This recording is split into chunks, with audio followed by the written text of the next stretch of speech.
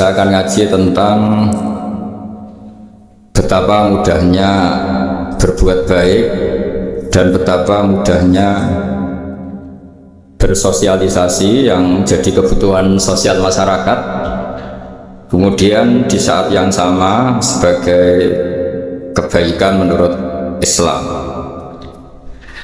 Ini saya baca kitab yang sangat otoritatif, yaitu kitab Sahih Muslim, di mana kita tahu dalam Islam pegangan ahli sunnah wal jamaah, juga pegangan ulama seluruh dunia adalah Al-Kutubus Sittah, kitab 6 diantaranya yang hadis Bukhari Muslim. Di sini ketika Nabi ditanya tentang beberapa kebaikan, yaitu dari pertanyaan ayul a'mali afdal, amal apa yang terbaik, di antaranya Nabi menyebut sekian: iman billah, iman kepada Allah Ta'ala.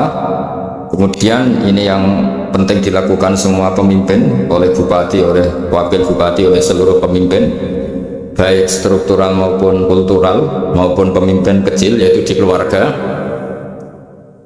Yaitu Nabi ngendikan di antara misi Islam adalah memperdekakan budak. Kemudian ada yang lagi tanya lagi, fa'ilam af'al, lalu dari sekian kebaikan yang butuh biaya itu saya tidak mampu melakukan ya Rasulullah. Kalau nyumbang masjid saya tidak mampu, kalau berbuat bikin fasilitas umum saya tidak mampu. Ada yang sekian pertanyaan dari sahabat, kalau misalnya kebaikan yang butuh biaya kami tidak mampu, termasuk di sini disebutkan kemampuan berhaji, kemampuan zakat, kemampuan sedekah, kalau semua itu kami tidak mampu ya Rasulullah. Kata Nabi, tu'inu shani'an aw tasna'u li akhra. Ini di Sahih Muslim di bab iman dengan judul babu bayani kaunil iman billah afdalul a'mal. Kalau saya tidak mampu semua melakukan itu ya Rasulullah, yaitu melakukan kebaikan yang butuh biaya, kayak bangun masjid, bangun jalan, bangun fasilitas-fasilitas publik. Tu'inu shani'an aw tasna'u li akhra. Tu'inu nulungi sira shani'an ing wong sing ahli sun'ah, ahli kreatif, atau ahli, kalau orang sekarang itu bilang dia pekerja rumahan atau production house atau apa saja. Autas na'uli akhra, atau kamu membantu orang yang tidak punya pekerjaan. Terus sahabat masih tanya, aro'aita indo iftu an ba'dil amal, kalau semua kebaikan aktif saya tidak mampu melakukan ya Rasulullah, kebaikan menolong orang lain, kebaikan yang bersifat aktif. Jawabnya Nabi, dan ini pegangan saya, pegangan kita semua, panduan dari Rasulullah SAW. Nabi ngendikan, takufu syarroka anin nas fa innaha shadaqatun minka ala nafsik. Ya, saya ulang lagi, takufu syarroka anin nas fa innaha shadaqatun minka ala nafsik. Kamu dalam berislam cukup menjaga supaya kejelekan kamu tidak punya imbas pada orang lain. Ya, ini penting dalam Islam. Jadi kalau tidak bisa berbuat baik, potensi keburukan kita jangan sampai menimpa orang lain. Keburukan itu bisa kejahatan kriminal, bisa kejahatan pidana atau merugikan orang lain, atau kejahatan yang tidak sampai kriminal tapi mengganggu orang lain. Misalnya contoh gampang ini, saya sumpek-sumpeknya sendiri ingin jalan-jalan, main di teman yang di jam kerja. Ini kan sumpek-sumpeknya saya sendiri ingin hiburan, terus wisata atau dolan ke teman yang sebetulnya saat itu dia mungkin ngaji atau kerja atau harus memenuhi kewajiban cari nafkah. Gara-gara nemuin saya akhirnya dia dikomplain sama majikannya, atau gara-gara nemuin saya dia akhirnya tidak ngaji sama santrinya, atau gara-gara nemuin saya dia terganggu aktivitasnya. Itu juga tidak boleh, karena berarti keburukan kita punya akibat pada orang lain. Jadi kaidah dalam Islam itu kalau tidak berbuat baik, potensi keburukan kita ini jangan sampai menimpa orang lain. Sehingga di sini Islam menyarankan uzlah. Uzlah itu nyepi. Jadi misalnya kita baru penat, baru bawaannya itu emosi, baru gak suka kumpul orang, itu ya sebaiknya jangan jalan-jalan. Karena di antara kebaikan Islam itu tabassum, senyum, atau talqatu wajhin, ceria. Tapi karena kita mungkin jatuh kredit, jatuh hutang, atau punya masalah keluarga, sehingga bawaan kita itu emosi. Nah, dalam seperti ini sebaiknya uzlah, menutup diri. Sehingga kata Rasulullah SAW, dalam zaman akhir di antara kebaikan itu kamu meninggalkan manusia aktivitasnya, kemudian wa tada'un nas min syarrik, kamu meninggalkan manusia supaya nggak kena keburukan kamu. Jadi ada momen, ada saat dimana kita mungkin kalau ketemu orang itu bawaannya ingin sengak, ingin ngomong yang nggak enak, atau kita baru penat, itu sebaiknya uzlah saja, mengurung diri di kamar atau isolasi sendiri, karena bawaannya baru emosi. Nah ini yang jarang dipraktekkan. Kalau sekarang malah banyak yang saat susah malah bawaannya ingin namam, ingin menvonis orang lain atau ngadili orang lain. Padahal pesannya Nabi, kalau semua kebaikan aktif tidak bisa kamu lakukan itu, takuffu syarraka 'anin nas fa innaha shadaqatun minka 'ala nafsik. Sehingga keburukan kita, ya saya ulang lagi, keburukan kita yang ingin emosi, ingin apa, itu tidak punya akibat orang lain.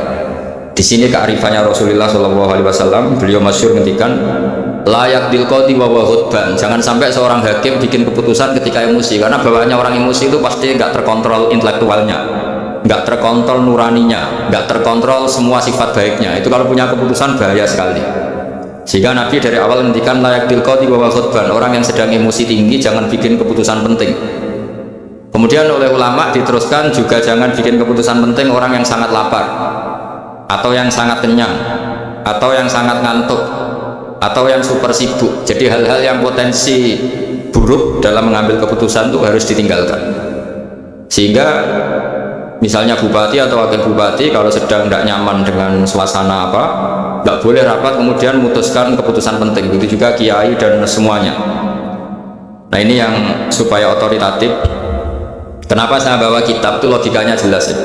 Kita sebagai dai, sebagai ustadz, atau sebagai mubaligh, atau sebagai siapa saja, yang ingin kita wariskan ke umat Rasulullah adalah dawuh-dawuhnya Nabi. Dan kalau kita ngaji tidak pakai kitab, itu sebenarnya umat kita jejali dengan pikiran kita, dengan ide kita. Jangan-jangan ide kita, pikiran kita ini tidak mewarisi pikiran Islam, tapi pikiran kita atau emosi kita. Tapi kalau kita baca kitab, artinya umat ini berhak mendapat apa yang diteladankan dan disabdakan oleh Rasulullah SAW. Tapi kalau kita itu pasti inginnya itu kita. Misalnya kita Bupati Banyuwangi, mungkin kita akan cerita Banyuwangi dengan asik. Tapi bagi daerah lain, apa urgensinya bagi saya? Begitu juga kalau kita kiai, mungkin kita akan cerita fadilnya kiai. Tapi bagi orang lain yang keutamaannya jadi pekerja, jadi satpam, jadi guru, jadi pegawai negeri yang adil.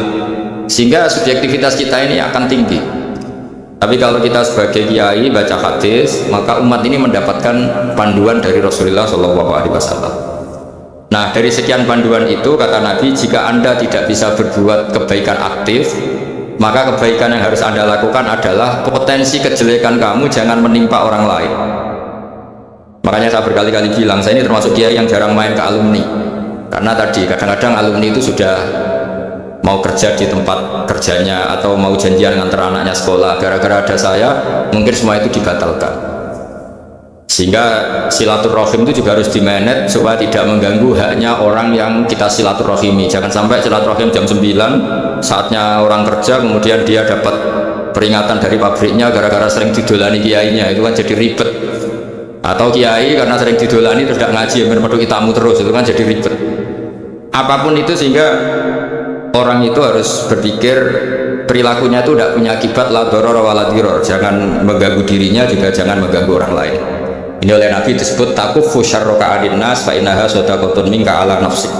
Sifat buruk kamu itu harus dijaga supaya tidak menimpa orang lain, dan itu berarti menjadi sedekah kamu atau amal kamu pada diri kamu sendiri. Jadi ini penting dimaklumatkan ke semua kita, bahwa saat kita tidak bisa berbuat baik aktif, misalnya nggak bisa sedekah, nggak bisa menolong orang, setidaknya keburukan kita tidak menimpa orang lain.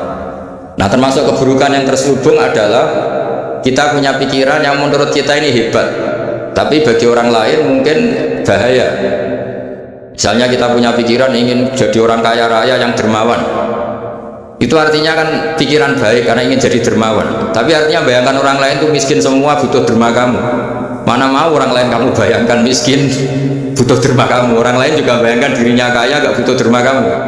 Itu namanya kebaikan yang subjektif. Kamu ingin jadi kiai yang ngajarin orang banyak, oke, itu baik, tapi kan berarti kamu bayangkan orang lain gak bisa ngaji terus kamu saja yang bisa ngaji sehingga kamu yang ngajarin. Ya sudah lah, kebaikan itu tidak usah mulu-mulu seperti itu. Jadi apa yang ditakdirkan kita jadi bupati ya jadi yang baik, menolong pekerja-pekerja yang baik. Saya kemarin diceritain banyak oleh Mas Anas aktivitas Pemda Banyuwangi yang menolong banyak orang, juga masyarakat juga saling menolong dan seterusnya dan terusnya. Jadi ini jelas maksud saya supaya bupati dan semuanya pemimpin melakukan kebaikan itu berdasar panduan dari Rasulullah SAW, di mana diantara aturan yang dianjurkan beliau adalah aktivitas kita sebagai manusia adalah tu'inu soni'an au tasna'u li akhra. Ya, saya ulang lagi, saya ulang teks hadisnya secara lengkap supaya dapat berkahnya Rasulullah SAW. Ada beberapa pertanyaan dari sahabat, ya Rasulullah, jika saya tidak bisa berbuat baik yang berbiaya atau tidak bisa berbuat baik yang aktif, apa yang saya harus lakukan? Nabi ngendikan tu'inu sholihan au tasna'u li asra, kamu membantu orang yang bekerja atau kreatif, orang-orang yang kreatif atau pekerja apa saja kamu bantu, dan bantu orang yang tidak punya pekerjaan. Terus ditanya lagi, qultu ya Rasulullah arwa'ita in dha'iftu an ba'dil amal, bagaimana kalau itu pun saya tidak bisa ya Rasulullah?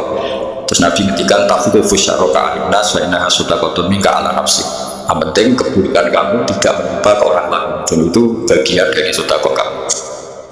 Nah, perlu saya ingatkan ke semua kita. Makanya pentingnya membaca umat Islam dengan ilmu usul fikih. Saya berkali-kali bilang, jika ada seseorang tidur, itu jangan kamu baca sebagai tidur yang meninggalkan tahajud, meninggalkan sholat qiyamul lail, meninggalkan wiridan di malam hari. Tapi juga bacalah saat itu dia tidak dugem, tidak maksiat, tidak narkoba. Sehingga barokahnya itu ada respect pada umat Islam yang tidur, karena tidur itu juga ada fungsi meninggalkan sekian maksiat, sekian kriminalitas. Jadi kalau kita punino tidak baca dengan ilmu, maka melihat orang tidur itu ya kayak meninggalkan tahajud, meninggalkan wiridan, meninggalkan qiyamul lail, sehingga bawaannya kita ini akan kurang respect. Tapi kalau kita membacanya dengan ilmu, orang yang tidur di malam hari, maksudnya ya sudah sholat isya, itu ada sekian potensi maksiat yang dia tinggalkan. Dia tidak merasani orang, tidak adu-adu orang di medsos, dia tidak dugem, tidak meninggalkan, pokoknya ada sekian kebaikan dalam saat tidur itu. Ini barokahnya. Tanpa ilmu kita ada bisa respect seperti ini, karena bawaannya akan, oh ini malam-malam tidak tahajud, tidak wiridan, tidak apa. Tapi kalau kita dengan ilmu, itu akan membaca dengan tidur hanya orang tidak maksiat, tidak dugem, tidak ngerasain orang, tidak ngata-ngatain orang. Nah, di sini sedaqallahu al-azim ketika dikatakan wa min ayatihi mana hukum billahi wan nahar, termasuk ayat Allah itu orang tidur. Maksudnya tidur yang dengan dimaknai positif tadi, bisa istirahat, bisa meninggalkan maksiat, bisa apa-apa. Nah, ini di sini hebatnya Rasulullah SAW ketika beliau memandu kebaikan. Di antara kebaikan itu apa? Takufu syarraka 'anil nas fa innaha sadaqatun minka 'ala nafsik. Kamu, potensi buruk kamu atau keburukan kamu jangan sampai menimpa pada manusia, pada orang lain, dan itu bagian dari sedekah kamu. Ya, saya mohon maaf sama Bu Bupati, sama semua Pemda, sama Wakil Bupati, karena saya tidak bisa lama-lama. Saya punya wadifah. Tadi ini pun sudah ngurting ngaji saya karena saya harus ikut ngaji di sini. Dan mari sama-sama berdoa. Al-Fatihah. Jadi status kehambaan ini kita mantapkan dulu. Jangan ada status lain kita di depan Allah kecuali status kehambaan. Ya. Saya punya analogi dan itu saya ulang-ulang karena diantara ciri Quran itu mengulang-ulang sesuatu yang harus jadi pegangan. Saya ulang lagi, diantara ciri Quran itu mengulang-ulang sesuatu yang jadi pegangan. Jika kita belajar ilmu fisika atau ilmu apa saja, maka kita akan bicara materi sesuai statusnya. Jadi kita harus latihan untuk iman kepada Allah.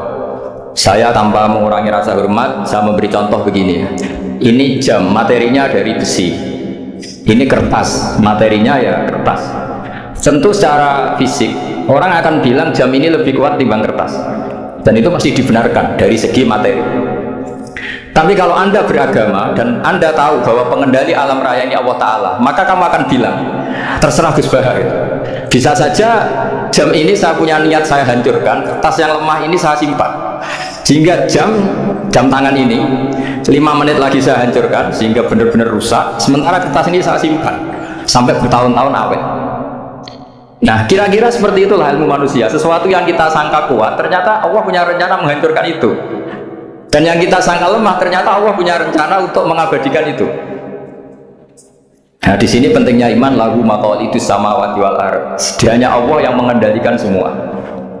Jadi jangan mentang-mentang kita punya ilmu bahwa materi besi itu lebih kuat timbang kertas, terus kita pastikan bahwa besi lebih awet ketimbang kertas. Kita sisakan satu keyakinan, terserah Allah, terserah pengendalinya. Nah itu agama, bilang terserah pengendalinya itu agama. Ya mungkin tadi aja problem sinyal, saya ulang lagi. Ibarat saya ini megang jam tangan, yang materinya dari besi. Ini kertas yang materinya lemah. Tentu kita akan bilang bahwa jam atau besi lebih kuat ketimbang apa? Kertas. Tapi Anda salah. Anda harusnya ngomong bahwa terserah pengendalinya. Bisa saja saya punya rencana menghancurkan besi ini sehingga 5 menit lagi hancur, dan saya ingin mengabadikan kertas ini, saya simpan di tempat yang aman. Nah kira-kira agama itu bukan anti ilmu, sehingga agama boleh kamu mengatakan besi ini lebih kuat ketimbang kertas, tapi harus kamu tambahi dari segi materi. Tapi kalau dari segi pengendalinya, maka kita jawab terserah Allah Subhanahu wa ta'ala. Nah ini di sini pentingnya beragama. Jadi meskipun Mars tuh kayak apa kuatnya, bumi gunung kayak apa kuatnya, ternyata gunung yang kita kira kuat ternyata nyimpan magma yang potensi meledak. Yang gunung kecil yang kelihatan dari pasir kecil yang tidak berdaya ternyata nggak nyimpan magma, jadi nggak direncanakan untuk diledakkan. Itu, nah agama itu seperti itu yang disebut di surat Yasin misalnya. Allah itu siapa? Biyadihi malakutu kulli, yang dalam kendalinya itu semuanya di alam raya ini. Sehingga di kehidupan nyata juga sama. Ada orang yang nekuni ilmu ekonomi tapi miskinnya Masya Allah. Ada yang gobloknya Masya Allah tapi kaya. Ada kiai yang punya doa banyak, hidupnya biasa. Yang nggak punya doa kaya. Itu saya pernah baca di sebuah hadis qudsi. Ada riwayat begini, Nabi Musa ketemu Allah, ditanya, Limadha, kata Allah, kenapa saya memberi rezeki orang yang bodoh? Mak itu orang yang bodoh sekali. Kadang tak ciptakan dia jadi orang kaya, dan yang pintar ekonomi kadang tak ciptakan jadi orang miskin. Si Nabi ini tanya, kenapa ya Allah? Supaya dia tahu yang mengendalikan rezeki itu saya, bukan ilmunya dia kan? Jadi banyak orang, misalnya kita yang pintar dipekerjakan orang yang nggak pintar, yang punya pabrik tidak pintar mengerjakan orang yang pintar. Jadi ya kira-kira agama itu seperti itu. Sehingga dalam kita beragama itu yang paling ditekankan itu tawadhu. Tawadhu itu merasa sopan atau memang sopan betul. Kalau dalam Ihya disebut, sekiranya Anda tidak bisa tawadhu secara rasa, tawadhulah secara ilmu. Saya ulang lagi ya, sekiranya Anda tidak bisa tawadhu secara rasa, tawadhulah secara apa? Ilmu. Karena ilmu itu akan abadi. Saya beri contoh begini, saya ini kan misalnya kiai di kampung saya atau di kecamatan saya. Saya mungkin bisa merasa hebat karena saya tokoh di sini. Tapi pastikan sebelum ada saya yang bernama Bah ini, agama sudah jalan. Dan di daerah lain yang nggak kenal saya juga agama sudah jalan. Betapa tidak pentingnya saya di kawasan-kawasan yang nggak butuh saya, atau di era yang sebelum ada saya. Nah dengan ilmu seperti itu orang mesti tawadhu, karena dia tahu daerah yang nggak ada saya ternyata ya ada masjid, ada agama. Periode yang sebelum ada saya juga agama jalan. Sehingga kita tidak mau luhur, wah kalau nggak ada saya agama nggak jalan. Zaman Wali Songo udah ada saya agama ya jalan. Ekonomi juga gitu. Kalau Anda pakar ekonomi yang mensejahterakan rakyat, cara tawadhu itu kalau nggak bisa dengan rasa, dengan ilmu. Sebelum ada kamu banyak orang kaya, banyak orang yang nggak kenal kamu juga kaya. Banyak periode yang saat itu udah ada Anda juga kaya. Berarti Anda ini tidak siapa-siapa. Makanya saya pernah didatangin seorang profesor. Ini kisah nyata. Gus, sebetulnya saya dengan bapak saya itu pinter mana? Bapak saya itu udah tamat SD, tapi saya bisa profesor. Saya ini profesor, anak saya naik kelas saja sudah senangnya bukan main. Setidaknya ini orang bodoh bisa menciptakan orang pinter, yang orang pinter kesulitan menciptakan orang pinter lagi. Nah, kalau kita tidak bisa tawadhu secara rasa, tawadhulah secara ilmu. Ikhlas juga gitu, saya sering ngajarkan ikhlas di beberapa kesempatan ngaji. Kalau Anda tidak bisa ikhlas secara rasa, ikhlaslah secara ilmu, pasti bisa, bukan mungkin bisa, pasti bisa. Secara ilmu, makanya di Quran disebut fa'lam annahu la ilaha illallah. Ilmu, fa'lam itu dari kata ilmu. Saya beri contoh, saya mulai kecil sampai sekarang saya sekitar umur 50 tahun. Mulai kecil sampai sekarang, itu ya bilang kalau kertas ini putih. Itu ya ada yang gaji, ada yang bayar. Tapi saya selalu bilang kertas ini putih. Yang hitam ya saya katakan hitam, yang merah saya katakan merah. Kenapa? Karena itu fakta. Saya ulang lagi, karena itu fakta. Sehingga saya untuk mengatakan putih tidak perlu ada yang bayar. Sehingga ketika kita latihan sholat, latihan ibadah, dan mengakui Allah itu sebagai Tuhan kita akan malu. Loh, faktanya Allah itu kan Tuhan. Mau mengatakan fakta kok minta upah, ini gimana? Kita mengatakan Allah Tuhan itu sama dengan mengatakan kertas ini putih. Sama-sama itu fakta. Sama seperti saya mengatakan Pak Jokowi itu presiden kami. Itu kan fakta. Masa nunggu kalau dikasih BLT ada katakan presiden, kalau enggak ya enggak. Itu kan ribet jadi. Pak Manut misalnya rektor UGM, mbok saya agak digaji di sana atau tidak kerja di sana, bilang kalau beliau itu rektor. Pak Ganjar gubernur Jawa Tengah, mbok saya dikenal apa enggak ya beliau tetap gubernur. Lama sekali kita mengatakan fakta itu ikhlas. Ikhlas artinya nggak minta apa-apa, karena kita ingin ngomong sesuai fakta. Nah Allah Tuhan itu fakta kan? Nah kenapa untuk mengatakan Allah Tuhan nunggu? Dah saya ini Tuhan kamu. Ya nunggu dulu Gusti, kalau engkau masukkan kami ke surga engkau Tuhan, kalau enggak ya enggak jadi. Itu tidak bisa seperti itu, yang tetap Tuhan. Nah kalau anda tidak bisa ikhlas secara rasa, ikhlaslah secara ilmu. Ilmu ya tadi kita akan selalu bilang yang putih putih, yang hitam hitam. Makanya ini pentingnya ilmu. Tawaduk juga gitu. Kalau anda ditakdir orang yang GR, yang gede rumongso, ditakdir orang yang kumo luhur, secara rasa bisa dilawan secara ilmu. Ada periode di mana sebelum ada kita yang kaya ya banyak, yang dapat hidayat ya banyak, yang terpelajar ya banyak. Ada daerah yang nggak kenal kita, nyatanya pendidikan di situ jalan, sistem sosial baik. Tapi tidak pentingnya kita. Nah ini nanti memaksa kita atau melatih kita untuk tawaduk. Nah dari hikmah ilmu itu kemudian kita minta maaf sama orang lain itu mudah, karena kita sadar bahwa adanya kita ini problem. Saya sering digojok orang-orang kaya. Orang-orang kaya itu ya kadang agak kurang ajar tapi nggak bisa dibantah. Begini, pernah tanya saya gini, Gus, saya ini punya mobil mahal, harganya 2 miliar. Kayaknya berat pakai jalan raya saya. Bisa, bayarnya pajak saya mahal. Sehingga kayaknya paling pantas saya. Yang naik ontel itu kan nggak bayar pajak. Harusnya nggak boleh pakai jalan. Terus saya bilang, mbak-mbaknya yang naik ontel itu pejuang, bapak kamu enggak.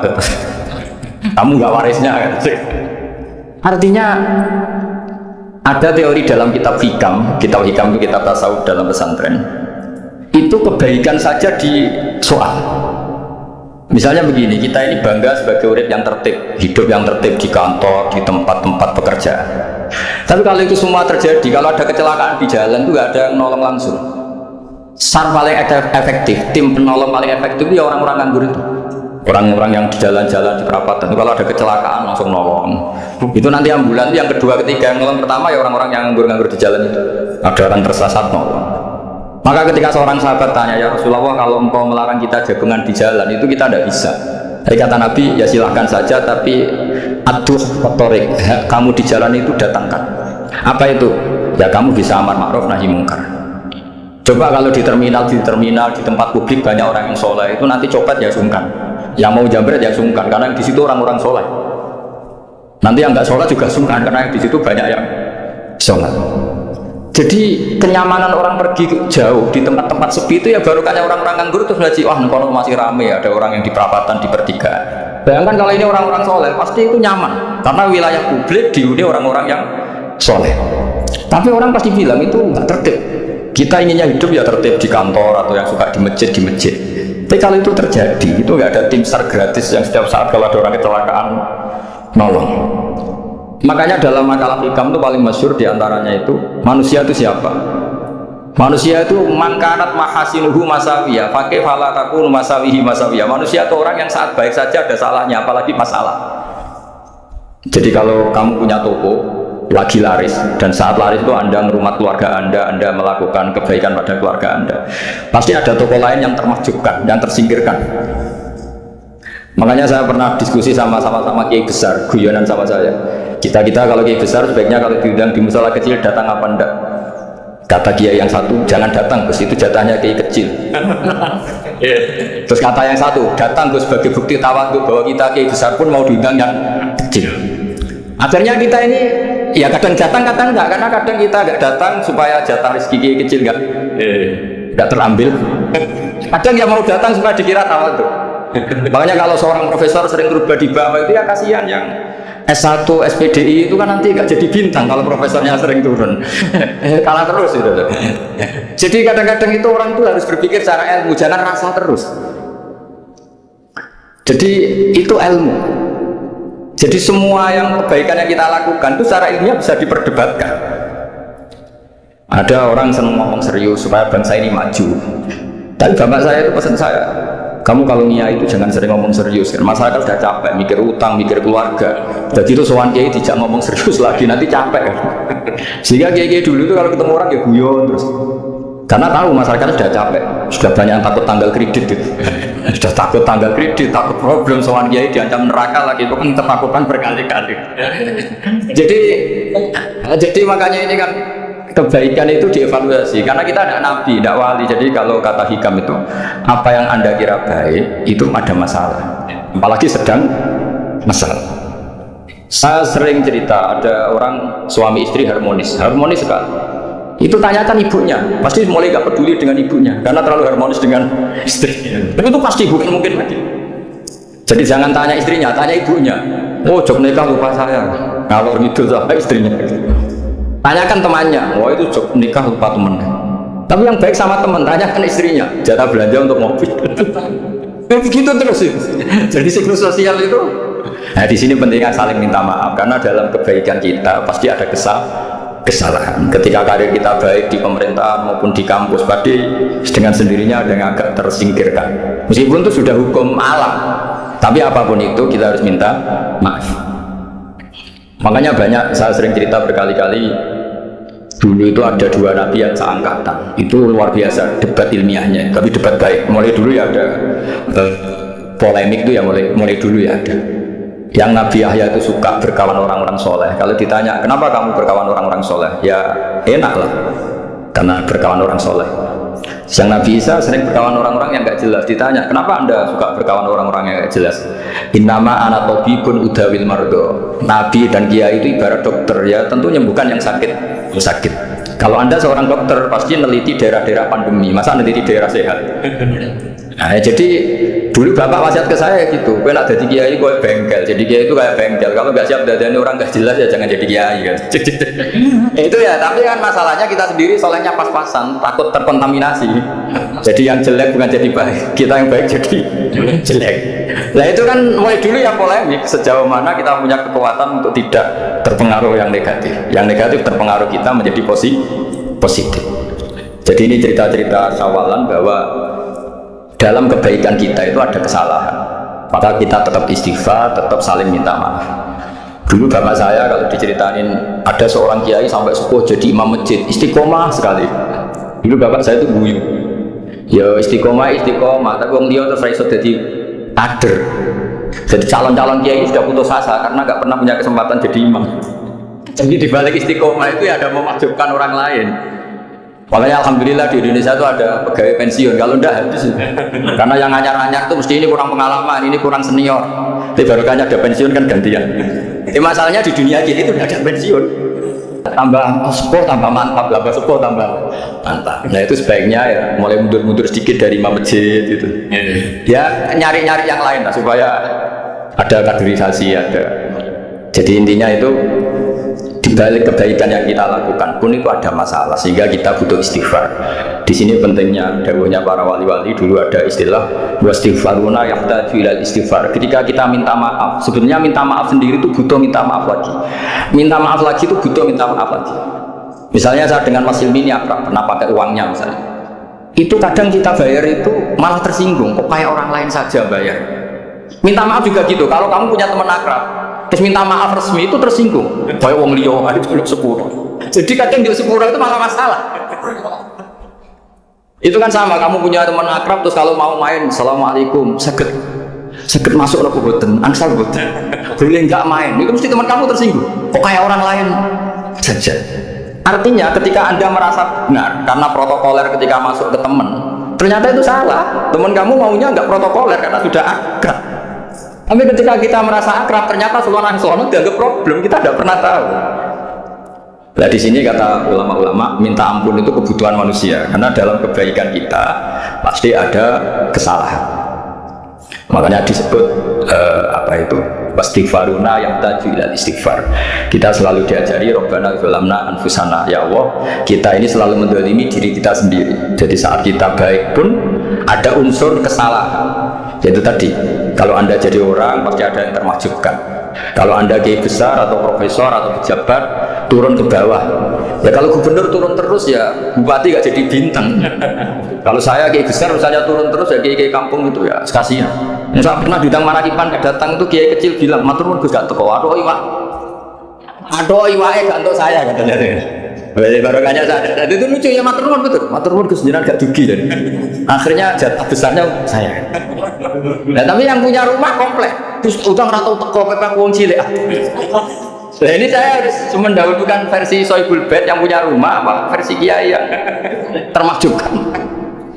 Artinya pilihan apapun saya harus istighfar karena ada saja unsur salahnya. Ya makanya ini kan makanya ya saya minta UGM juga saya sering undang saya terus nanti dikira karena kampus besar Gus Bak mau juga keliru lagi. Kalau 1-2 kali mungkin boleh, kalau keseringan ya nggak boleh. Nanti itu dikira saya maunya hanya sama kampus besar, padahal saya sama RT ya sering datang juga. Nah ini yang terakhir saya bacakan teks otoritatif sebagaimana janji saya. Kata Rasulullah SAW di sebuah hadis, ini terakhir nanti supaya lama-lama saya juga punya wadifah. Ada orang itu punya hutang itu ya hutang, memang hutang. Singkat cerita orang itu tidak bisa bayar sampai akhirat. Dan aturannya Allah, orang yang punya hutang tidak bisa bayar ini harus diaudit, harus diselesaikan di akhirat. Kalau tidak bisa diselesaikan di dunia, diselesaikan di akhirat. Walhasil akhirnya di akhirat itu ditagih dan tidak mampu bayar. Karena di akhirat sudah tidak ada kredit, tidak ada ATM, tidak ada apa saja. Terus kata Allah, solusinya kebaikan kamu dikasihkan yang utang. Ternyata kebaikan dia tidak cukup juga.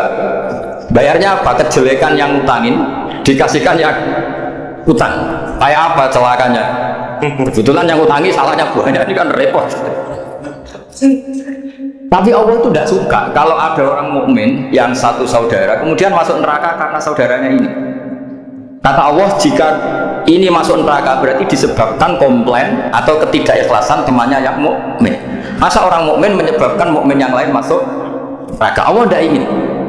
Makanya diantara nikmatnya beragama itu ukhuwah, persaudaraan. Baik persaudaraan atas nama iman atau atas nama kebangsaan atau atas nama kemanusiaan. Akhirnya si yang utangi ini tadi, jangan dibahasakan kreditur, nanti kita kayak bank, yang utangin nanti. Ya bahasa gampangnya yang utangin, karena tidak semua orang utangnya sama bank. Sama Allah ditunjukkan satu surga yang luar biasa. Nanti tak baca teks Arabnya ya, supaya dapat berkahnya bahasa Arab. Terus saking mewahnya surga itu, si yang utangin tanya, ya Allah itu untuk nabi siapa? Karena semewah itu pasti untuk kelas nabi. Atau untuk wali siapa? Katanya, terus kata Allah, sabda Allah, untuk siapapun yang mampu membeli. Lalu siapa yang bisa membeli surga semewah itu? Kamu bisa. Terus dengan apa ya Allah? Kamu mengampuni teman kamu itu, kamu bebaskan dari utangnya, nanti tak kasih surga itu. Terus akhirnya sama Allah, kata orang itu, ya Allah saya bebaskan. Ya sudah, kamu berdua masuk surga. Karena Allah tidak ingin ada kasus aneh. Dua orang mukmin ini kan bersaudara. Masa bersaudara kemudian yang satu menjadi penyebab masuknya neraka karena ini tidak mau memaafkan. Artinya kalau kita syawal itu harus benar-benar mau memaafkan, karena kalau tidak Anda menjadi penyebab teman kamu masuk neraka. Jadi kita jangan jadi orang mukmin yang menjadi problem bagi saudara kita. Jadi makanya saya itu berharap ada wali utang saya tidak bisa bayar, karena ini masih dibela-belain Allah ini. Karena Allah nggak ikhlas kalau ada walinya masuk neraka. Jadi kalau ada wali utang kamu itu utangin saja, doain nggak bisa nyaur, no? Nggak bisa bayar. Nanti ini akan dibela-belain Allah di akhirat. Karena wali ini nggak pantas masuk neraka. Ya, jadi kalau ada wali utang kamu mau bayar sudah, udah bisa bayar. Nanti di akhirat saja. Nah, yang ribet kalau yang kamu utangin dia ahli neraka, kamu nagihnya disuruh masuk neraka. Nah, itu ribet itu. Sudah utang dia ahli neraka. Ya tak baca teksnya supaya ini ada di kitab Ihya halaman 197 juz 2. status hadisnya waqala sahihul isnad, kata Imam Hakim. Hadis ini sahihul isnad. Saya baca Arabnya nanti insya Allah sebagian ya supaya kelihatan teks aslinya di bab hukukul muslim. Bainama Rasulullah sallallahu alaihi wasallam jalisun ifdhika hatta badat sanaya.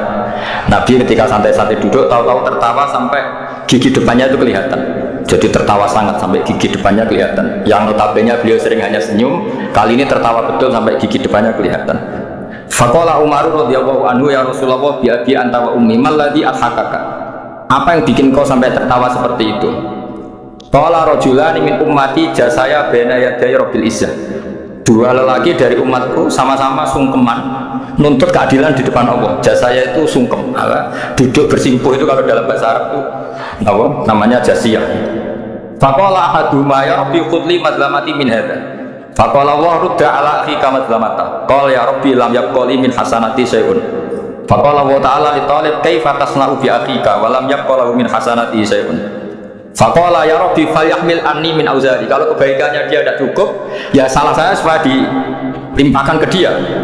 Terus summa fadat aina Rasulullah sallallahu alaihi wasallam bil buka. Nabi di tengah-tengah cerita itu nangis, senangis-nangisnya karena habis seneng lalu nangis karena ini kan kebaikannya sudah dikasihkan habis, cukup nggak cukup. Akhirnya kejelekan yang utangin ini diberikan. Makanya kalau kamu ingin masuk surga, utangi orang-orang soleh sebanyak-banyaknya dan doain nggak bisa apa? Nyawa. Tapi tak jamin orang soleh itu gak suka utang karena hidupnya sederhana kan. Kayaknya saya tidak akan utang Mas Ilmi karena orang soleh itu hidupnya sederhana, pasti tidak butuh. Kalaupun utang paling ya untuk makan kan gampang nyaurnya. Terus kata Rasulullah faqala inna dzalika la yaumun azimun yauma yahtadun nasu fihi ila yuhmala anhum min auzarihim. Terus fayaqulu Allah ta'ala lil mutadzallim irfa basarak. Coba kamu lihat yang di sana itu ada apa?